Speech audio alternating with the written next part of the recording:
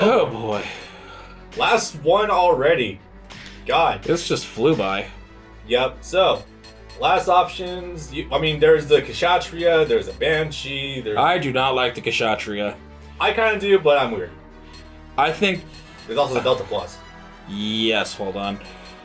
The Kshatriya being an evolution of the Queen Mantha, I actually think controls much worse than the Queen Mantha. Yeah. And the Queen Mantha being a dedicated mobile armor, having a mobile armor's limited moveset, I think is still worse than the Queen Mantha.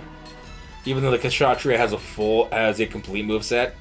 I just don't think it's as good in general. Yeah. But I'm sure it'll probably be a bit better in Gundam 3 where things are a bit slower. you can use the Banshee next time. I guess I'll give the Delta Plus. Wow, we did a good job of staying in series these two times. Yeah, the fucking... That was weird. Okay, let's see. We used the regular unicorn, the full armor, the Sanaju. I used the Virtue once, and that was about it, because Yeah. I didn't get a chance to use it as a partner way earlier on. We don't normally do that, and we especially will not be doing that going forward. Oh god, no. Especially not for Gundam 3. Fuck that. Everything's on the table with that game. Everything's on the table right now anyway, but... So, this is the thing I feel. Unicorn's mechs are strong enough individually that you don't really need to worry about using past things for going forward. Yeah. Yeah. Oh boy. Weird seeing this deformed map. Now's when things get interesting. And we'll only show part of it here. So... Why does he wear a necklace that's just a bolt? It's not a ring, it's not a locket, it's those are things just... would be the thing around his wrist. Huh? Like the stupid thing he used to wear around his wrist. Oh yeah, he had a good luck charm too, but I want to know what the I thought hell... it was going to mean something, but it didn't. It came back later eventually. Yeah. I just don't know what the hell's up with the necklace. Yeah. Why is he wearing... Is that a bolt? I think it's a nut or something. Yes. It begins! Hey, marry me. We just met a week ago, and I Literally hate just you. met a fucking week ago, but I guess... I don't know, Ava just maxed out the charm stat on her or something. If we get married, then we don't have to do what our parents tell us. That's horseshit. That is literally giving in to their demands. That would also make things infinitely easier That also... for Ricardo Marcinus, Yeah. because that gives him leverage against Zeon. Yeah. If you take away their figurehead, Yep. even the puppet figurehead. The last legitimate heir to the Zabi throne, yeah. Yes. Yeah. There's none others. We already killed the illegitimate heir to the Zabi Char throne. proper is dead. Not what I meant, but yes. Yeah. We also killed the illegitimate heir to the Zabi throne two goes previously. What am I fighting for? And now Best Dad gets to put some sense into him. Voiced by Nosferatu Zod from Berserk. We'll never get over that. That's just the best thing ever. Yeah. You're gonna tell me not men don't cry, don't you? Nah. It's different to cry over something that you actually care about. I don't trust men who don't cry. Cry with purpose. Fucking Giga Alpha chat. Jesus Christ. The best of boys. God, I can't wait until I actually have the will to play Genesis, unlock him during the Unicorn story, and then make him a proper Gundam pilot. Yeah. Nice. So this is a really, really, really fucking abnormally good scene for Unicorn. It's probably the best scene in the show. It probably is. And like I was saying earlier, honest to God, everything on Earth proper is the best parts of the show. And it's got some moments that are better than a lot of prior Gundams, actually.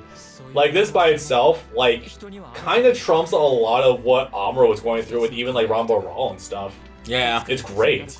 And it's also really beautiful and introduced that moral gray area of, neither Neo Zeon nor Earth Federation aren't inherently bad as a collective whole. Sure, there's assholes in each one trying to ruin everything, but as a whole, they're generally good guys. And then they dine on Campbell's chunky noodle soup. You know? You'll love to see it. Not sponsored. Nope. You know, I had a thing I was actually going to talk about. I'm not even sure if I'm allowed to actually, if I can legally talk about it, but it didn't happen, so maybe I can talk about it. Okay. I was approached for a sponsorship once. Yeah, you're fine. Okay.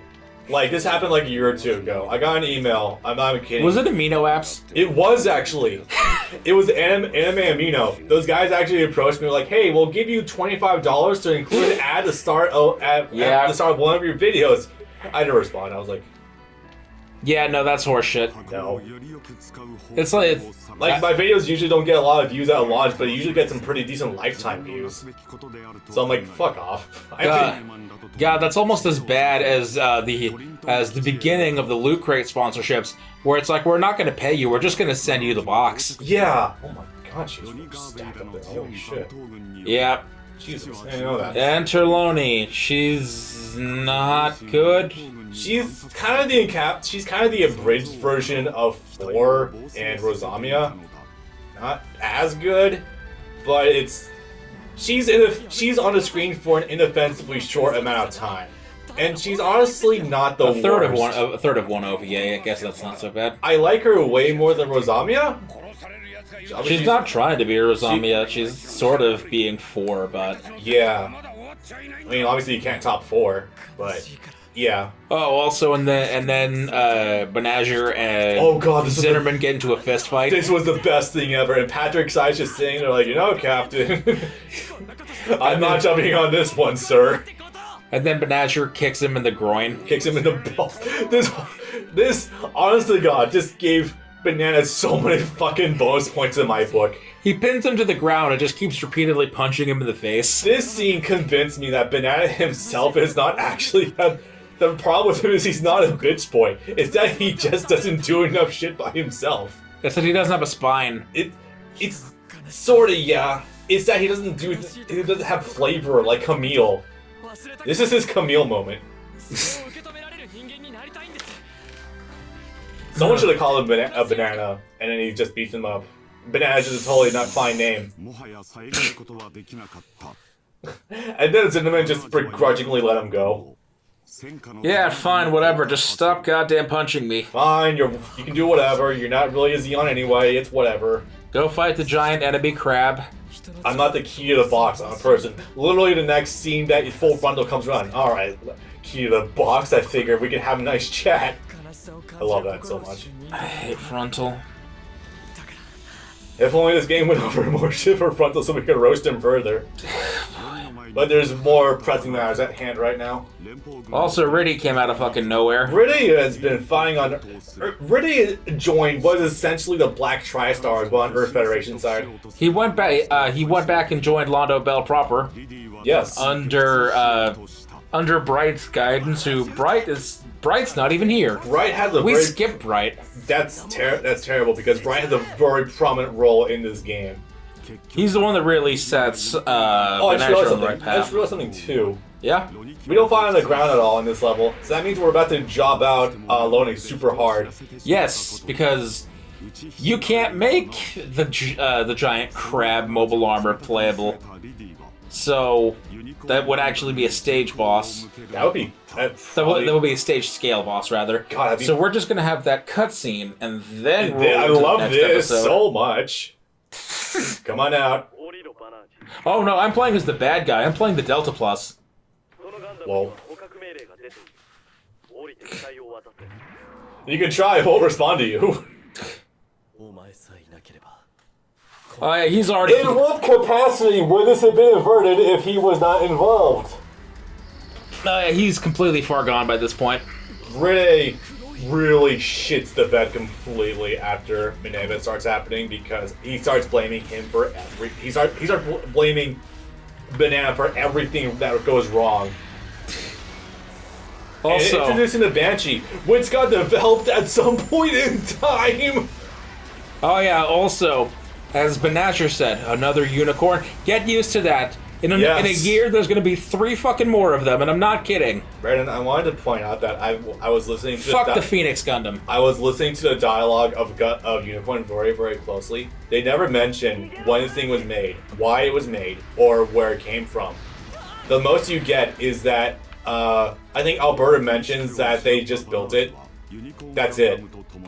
How the fuck? Like the obvious like part of like the fable with like the white unicorn and the black tiger. Nothing else.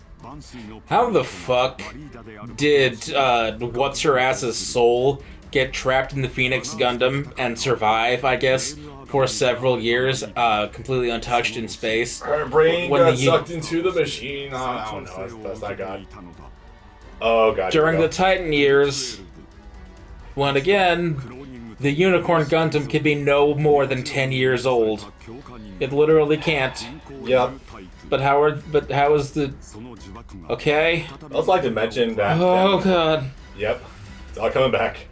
Oh, there he is. My boy! Best dad! This scene was fucking gold, by the way. Like I mentioned in the Discord chat, but... Something, have a little confidence in yourself.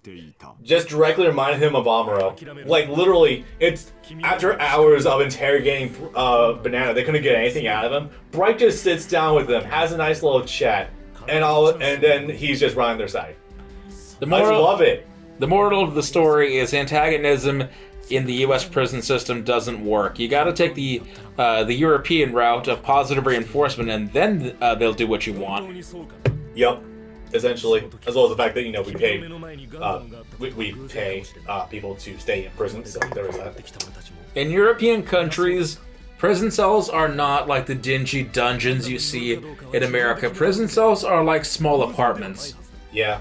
They're like tiny studio apartments. As if you don't have enough good reason to already move to Europe, holy shit. If you don't want to live in this country, get out! Okay. There was a story some 5 or 6 years ago about someone in Sweden, I think, who was a serial killer, got sent to prison, and then apparently it became national headlines, or international headlines, that he was complaining in prison about not having enough video games, that they only had a PS3 in like 2015 or 2014. Oh my god. It shows you the stark difference that those 2 different sides of the planet live on. They may as well live on different planets. It's like the world continued advancing in Europe and America just kind of sat still except for their military program. That's what happens when you break away. Yep. America isn't real, we're just West Britannia. God damn it. My freedom! Even though we had the most incarcerations in the whole world.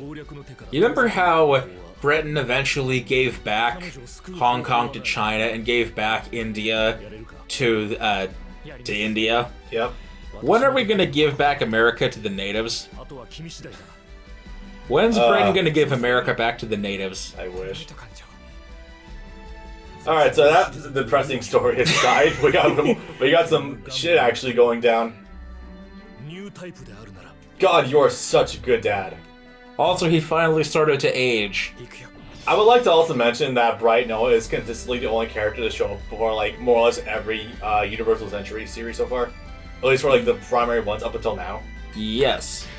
79, Zeta, Double Zeta, Unicorn, CCA, obviously. I don't remember him appearing in narrative. Yeah, and Hathaway. Narrative doesn't count for anything. Oh yeah, I can transform. Yay! Yeah, narrative. Yeah. So, this is actually a very...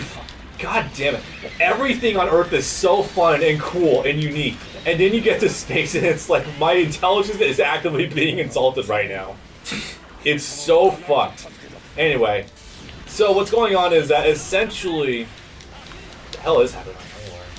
Oh yeah, that's right, the Garantier was actually ambushing Londobel's ship that happened to have they're trying Mineva on it. They don't have Mineva, yes, Mineva, yeah, I thought you said Marida. No. Yes, because at this point,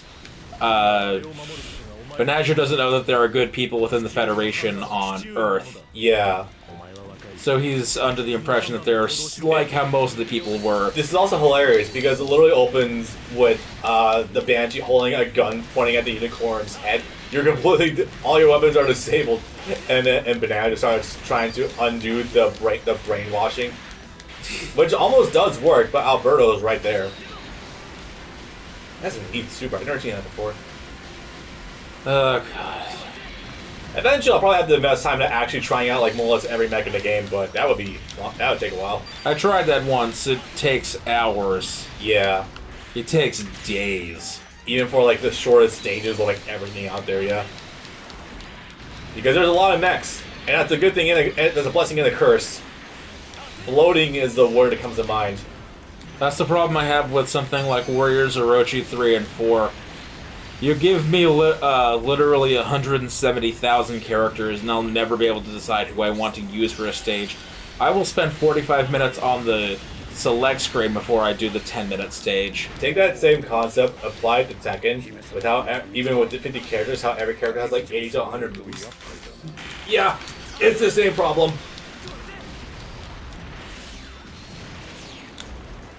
Alright, so this level does have a bit of a gimmick with the whole wind pushing everything around. It's kinda neat, kinda. That's the only time in this game they do anything like that. Yeah, I do not recall Seed doing anything nearly this cool. You don't ever fight in the Stratosphere in Seed. No, you don't. I know there's like some like Seed base levels that are kinda cool with taking over bases.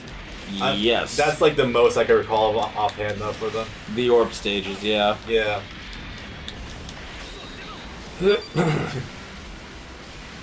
Oh, you probably don't have a level 2 in this form, do you?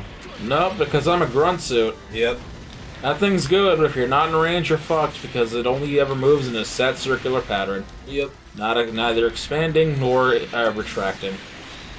Okay, well, God, this part of the show was actually getting a little bit on the convoluted side. I'm trying to remember what the hell else happened. Well, Martha was in the ship down below. Martha and Alberto were here. Yeah. Then fucking Marida comes in and starts destroying everything. Only like once the Garancier started attacking and when the unicorn broke free and the unicorn and the Banshee started fighting each other. Because that's just naturally how it goes. However, even though the NDT system is specifically designed to go off when fighting a new type, fucking Banana's gotten good enough at it that he's like, no. And is just able to fight regularly. It's fantastic. Which is funny, because you think this is one of the few times you might want that to go off, because he's a little outclassed for a bit. So the NTT system starts off a little weird in that it's kind of like more shown to be like a rage state. You don't show Banana's face whatsoever while it's activated the first time. Like, it's just the suit goes red, you don't see Banana whatsoever. The only time you see him is afterwards where he's unconscious. And it's stated that apparently that, like, it feeds on, like, the user's negative emotions or something. Ah, that's cute. The sniper's a Biolant. Yeah. That's from Zeta. That's Jared's. Oh, yeah, you're right. So the new type feeds on the... You were saying? Yeah, the NDT system feeds on negative emotions or some shit, but, like, it's really explicitly stating that or something. I'm not sure if that is the exact wording they use, but it's interesting enough that it literally just like pulls the controls away and you just control it with your brain, which is neat, I suppose. Again, there's a precedent for that. Yeah, the training he did as a kid to do that, yeah. That, but also Gyuni being able to aim all of his funnels at the missiles using just his cyber new type brain. Yeah, that's kind of how you've been... that's like the way Finfalls have been operating all this time. Like, people just operate them using like their psycho waves from the brain. Does that make it sound like a microwave brain? That was kind of weird. Anyway, that's kind of roughly how that goes. Got me on that one. But yeah, it's essentially just the advanced version of that.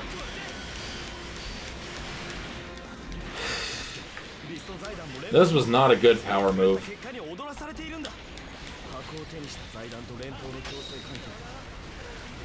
Got that move. It's limiting. Powerful, but limiting. Yeah. Oh boy. I just had that moment of like I was thinking about the story so hard, and then I just stopped thinking about it. I'm like, wait, what the fuck was I doing again? It was, that was so weird. I haven't had that feeling in a long ass time. I need to reset my thinking take after that one. They still use that though. That's kind of interesting. The what? The Jared suit for the sniper. I can appreciate, I guess, little cameos like that instead of making it like a gym or something or a Jigen. Yeah. Which, I mean, I guess if we're fighting the Federation makes some degree of sense. Since that's a Titan. What do you think they did? What do you think the Federation, Orlando Bell, or whoever did with all of the Hyzax and Marsais? Once they had people with sense back in control? My hopeful answer would be that they just melted them down to scrap metal or something so to use them for resources, but honestly, I have no idea. I do like how we actually, says play 12 here, or sorry, bowl 12. As she says. Yeah. The conclusion of this was fucking hilarious though, with half being Ride fighting the abandoned Banshee just sitting right there. It's like, hey, I'm gonna try this thing out, why not? Vomits immediately. Jesus Christ, he got absolutely fucking messed up when he became a cyber new type. Not listening to this game. He got some. Is this still Jared's suit that is being used for the ambush commander? Yes, these are all Biolance. Yeah. Jesus. Huh. And I should probably take care of that thing down there next to what it. Yeah, that. It's either like last target until these things are attacking the Garancier. Let's not. We want to keep that fucking triangle alive. It is amazing how that's being listed as an ally, even though Garancier wasn't one who opened fire on them. Gotta keep everyone alive for my peaceful ending. Yeah, but we're playing from. I know. We're playing from Benager's perspective. And then he manages to wrestle it off the top. So this is where things get hilarious. Stop! The Gundam is the enemy. Oh, I do not get why. Did it turn? Why they add a claw though? To crush mobile suit heads. Guess so. Oh yeah, we do have this whole thing going on. Oh god. I'll help you. No, I don't need your help. You probably need his help right now. I'm not gonna lie. Yeah, this is really fucking stupid, by the way. Incredibly. I love how she's banking on Banana actually hearing her. He senses it with his new type powers. I mean, yeah, I'm just amazed that she did actually factor that in. And now you activate the NDT system. For what purpose? Apparently the NDT system releases the system's limiters or something, but not like you need that anyway if you're gonna catch her.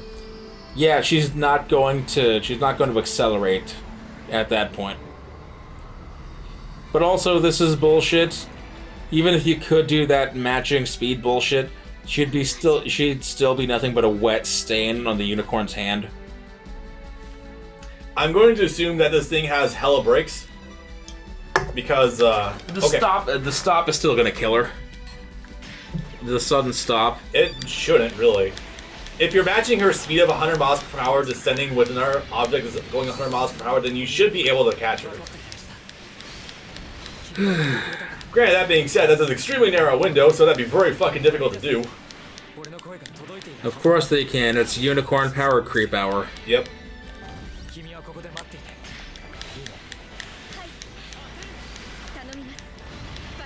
I'm gonna be so glad when we finally get to just roast on Batshit for being bad without having to try to explain it. I'm also not gonna lie. That's gonna be That's gonna be interesting though, because like, all right, I guess we should probably briefly explain that. Your goal right now is to watch Gundam Seed, or at least the first one, I think, after you get done with Wing. Meanwhile, I have no intention of even getting to that anytime soon. I'm still delving around in UC. I'm probably going to start watching either G-Gundam or Gundam Wing myself at some point. I also need a little bit of break from Gundam at some point in time, not gonna lie. There are workarounds. There's the old Gundam Seed also has Oh, God. also has its They have the OVAs. Yes. The one that showcases a lot more fan service than you would expect. No, that's just a remaster where they re-edited footage to show way more Teddy than originally was present. That's not an OVA thing. Oh, okay. So that's just present by default in the Blu-rays that America just got. The rampant upscript panty shots of Luna Maria. Yes. Well, not yet, because there's still no word on a release for Seed Destiny, and I still find that hilarious. So you're just gonna watch LA dub and then Canada dub, I guess? Or are you gonna watch Destiny? It is part of the same chronology. It's just Seed Season 2. So, yeah, I guess I'm gonna switch dubs, and that's gonna be funny. Yeah. If they decide to get off their ass and do Destiny, which I think that's what it should have been in the first place, a 100 episode package. That probably was the intention, but then for some reason the gremlin that was working Pro Tools in the basement took 4 years to do it. Listen, man, it takes a lot of manpower to render that many panties. Clearly. Like, it takes me a while to sort out my bad takes for videos as well, but holy shit. Not years. It took you like a year to make that Storm list. Yes, because I didn't have the time to ever edit it. And now you have nothing but. Yep. Now I just need time to record my lines. That's the tricky part. And to actually find the willpower to script right and proofread my shit. So that happened. Not being featured in this game, unfortunately, is the reversal process of the brainwashing of Marida and the further descent, almost Edge Boy parody that is Ride going forward.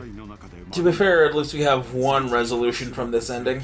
Yeah, we do get this at least. Clearly the optimal answer is just be sure to go watch the unicorn movies, guys, or something. I don't know. It's your only legal option. Clearly. Because for some... oh, this is hilarious, though. Ore wa Gundam da? Gundam is the enemy. No, you are the Gundam. Nani? It's literally just, I must kill the demons. No, Guts, you are the demons. And then Guts was berserk. It's literally just that. And then she takes and then she tries to punch herself with the Banshee Claw or something. I don't think she did. I don't know what the hell happened at the end there. It was just kind of weird. I think she just freaked the fuck out and just fell unconscious. And then we were finally able to talk to her. Oh god, there's a whole bunch of things happening in the background too with Kai all of a sudden. Right, he's doing his reporting thing. Voiced by Griffith in the dub, so I did find it kind of funny. Yes. I recognized that voice before he was even on screen. Of course. So essentially what's happening is that, what the hell is happening? The Grande part of Neo Zeon is helping to transport, fuck, this is hard to explain. What was it? They're trying to get the Garuda. Was it the Garuda? No, I think it was just the Grande to help to enter orbit again. No, Nail Argama was already up in orbit. Nail Argama never left orbit. No, it didn't. So I'm just trying to figure out, like, what the hell was happening? It was so weird. The General Rebel. That was, well, yeah, General Rebel was up above, and that was fucking great. I hate this. I hate this more than anything else. New skin unlocked. The tow truck Gundam. Yep. I don't find this nearly that bad. It's literally what follows it that I find terrible. This lone excuse for garbage is what prompts another Psycho frame / Psycho wave all across space. Yeah. Also, this isn't exactly how Earth exit velocity works, guys, unfortunately. Yep. So we're gonna show that? No? I thought that was animated at the very least. So what, we just gotta literally cap it off there? I think that was the start of the 6th episode, not the end of the 5th. So they might have had a look at it early in production, but not had the whole thing. I think maybe. I think you're right. Okay, so that was weird. Okay. Okay, so I guess to surmise, what the hell happens with the rest of Unicorn? Well, they get back into space. Turns out the General Rebel, one of the biggest fucking ships of the Earth Federation, was ordered to take out both Neo Zeon and Earth Federation forces because can't have anyone alive who knows about Laplace's blocks. Am I right, guys? I love how she actually does have that fucking hospital gown on for one of her outfits. And you can wear it to war. Yup, I guess so. Fucking rat boy. So that happens. Full Frontal and the Nail Argama team up for a little bit. Stupid shit happens with that. Eventually, Marida shows up after he gets the Banshee. Marida dies sacrificing herself to keep him busy. Marida becomes a good guy again, I guess. They find the location of Laplace's box. Full Frontal happens. Then they time travel. I didn't skip anything. That happens. Yep. They time travel. They come back. Ride and Banana use the power of friendship to literally block the Grips cannon, which got rebuilt. Yes, because it was never fully destroyed. No, it wasn't. It was just decommissioned. It lost a couple of cylinders on the inside, but that's literally it. It lost some of its light bulbs. And that was made in order to delete people who know about the existence of it, and also to kill the Laplace box itself. But Ricardo didn't know that his son was right there as well, so he was like, oops. That was great. Aha, Greed got you fuckers again. And after that, Minerva broadcasts what the Laplace's box is to the world, and now here we are. Kind of, I guess. It was weird. Yeah, literally everything after they leave Earth is kind of a fucking blur, not gonna lie. It really is. It's a mess, and worse, it's also very short. It feels short. Like, there's still like 5 episodes after they leave orbit. So there's, so not only is it that they don't spend a lot of time there, it's a complete fucking blur, because most of that is fight, and a lot of that is fucking frontal fight. A lot of it's frontal bullshit, because there's the shit where where we're gonna start a coup against them inside the Nail Argama. Also, we're gonna get his plan for no discernible reason. Yeah. And then, not too long after that, then we're gonna go and fight him and time travel. My brain hurts with trying to process all this crap. God. This is some hot garbage. Unicorn, especially in the last 3 episodes, really goes off the cliff. Yeah. Especially with how the climactic final battle against Full Frontal, the last remnants of Char, for the time being, it starts off kind of neat with the Banshee and the Unicorn, but then he deploys a stupid EM field that literally melts the cores of weapons. Also, the Neo Zeong is the ugliest thing in the world. It's literally the Sanaju sticking out of just a giant Zeong. It's so stupid. Also, I just realized something. Fucking Riddy has nothing to do in that final battle. He has nothing to do with Full Frontal in the slightest. I don't think they ever met. He helps a little bit with fighting him. No, they never met face to face, but he helps a little bit with the final fight. Great. Like, they temporarily team up. But I know he's there. I know he helps fight, but he has no dog in that race. No, not really. But aside from helping keep Banana alive and wanting to see, as well as what the rest of the Nail Argama wants to see, if the Laplace's box is actually real. So there's that. And he never gets to. For what it's worth, Marida does come back as a character after Marida dies, but literally right after Marida dies. It takes the death of Best Girl to put him straight. You didn't need to do that. Flip the fuck out. Yeah, you didn't need to do that. I mean, I know she was on a clock anyway for how long she would live anyway, but god damn it. That didn't need to be an extra 2 hours. No.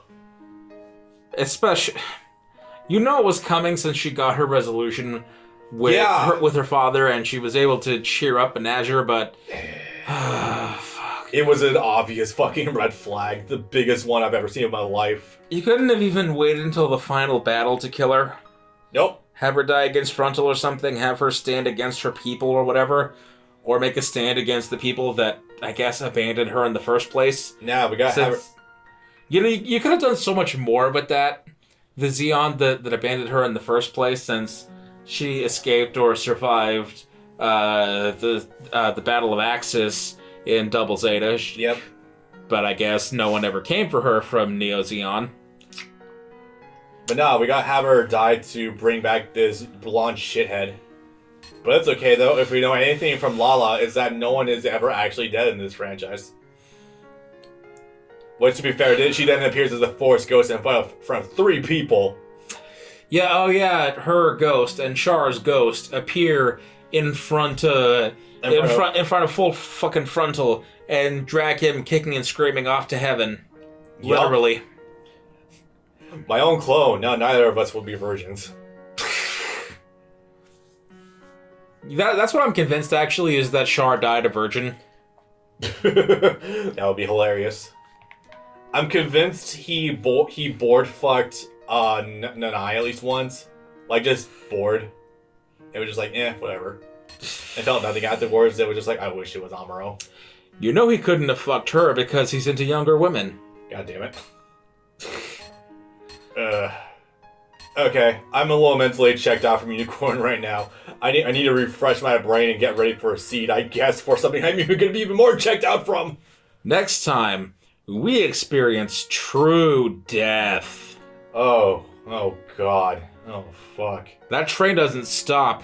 It's one night. Seed is so much more presence than anything else in this game. Yeah. Like, it's not as long as 79's story, but holy crap, is it almost as close with both of them. Oh god. Okay, bye-bye, guys. Peace the fuck out.